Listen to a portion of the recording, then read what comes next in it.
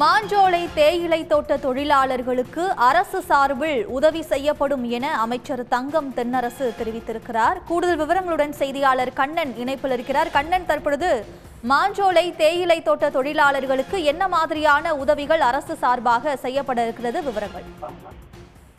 தமிழ்நாடு முதலமைச்சர் மு.க.ஸ்டாலினின் உத்தரவுப்படி மாஞ்சோலை தேயிலை தோட்ட தொழிலாளர்களுக்கு தேவையான அனைத்து உதவிகளும் அரசு சார்பில் செய்யப்படும் என்று திருநெல்வேலி மாவட்ட பொறுப்பு அமைச்சரும் நிதி மற்றும் மனிதவள மேலாண்மைத்துறை அமைச்சருமான தங்கம் தென்னரசு தெரிவித்துள்ளார்.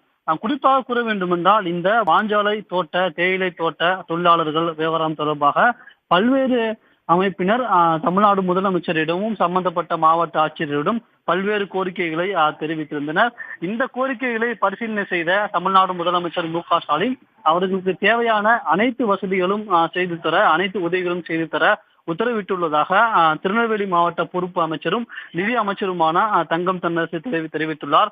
அதன்படி அந்த தேயிலை தொழிலாளர்கள் கிராமப்புற பகுதிகளில் குடியேற விரும்பும் வீடற்ற தொழிலாளர்களுக்கு தற்போதைய அரசு விதிமுறைகளை தளர்வு செய்து சிறப்பினமாக கருதி அவர்களின் விருப்பத்தின் பேரில் கலைஞரின் கனவு இல்லம் திட்டத்தின் கீழ் வீடு கட்டித்தரும் என்று தெரிவித்துள்ளார்.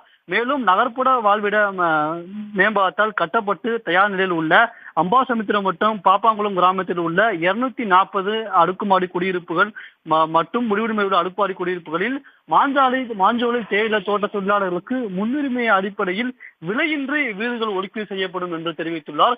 அவர்களின் வீட்டு வசதிக்காக இந்த 2 நடவடிக்கைகளை தமிழ்நாடு அரசானது தெரிவித்துள்ளது. மேலும் 55க்கு மேற்பட்ட பட்டியலினத்தை சேர்ந்த வாழ்வாதார வசதி தேவைப்படும் தொழிலாளர்களுக்கு அண்ணல் அம்பேத்கர் தொழில் முன்னோடிகள் திட்டத்தின் கீழ் புதிய தொழில் தொடங்க 30% மானியம் மற்றும் 6% வட்டியுடன் சுயதொழில் கடன் வழங்கப்படும் என்று தெரிவித்துள்ளார்.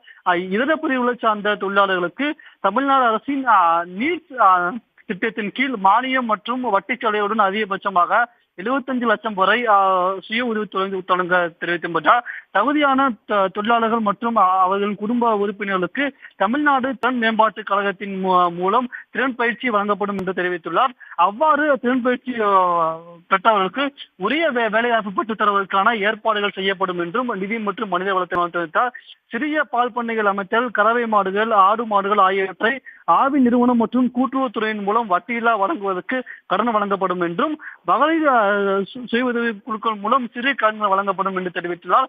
இதற்கு அடுத்தபடியாக பள்ளிகளில் படிக்கும் மாணவர்களின் கல்வி பாதிக்காத வகையில் அவர்கள் விரும்பும் அரசு பள்ளிகள் சேர்க்கவும், அரசு விடுதிகளில் முன்னுரிமை அடிப்படையில் சேர்க்கவும் நடவடிக்கை எடுக்கப்படும் என்று தெரிவித்துள்ளார்.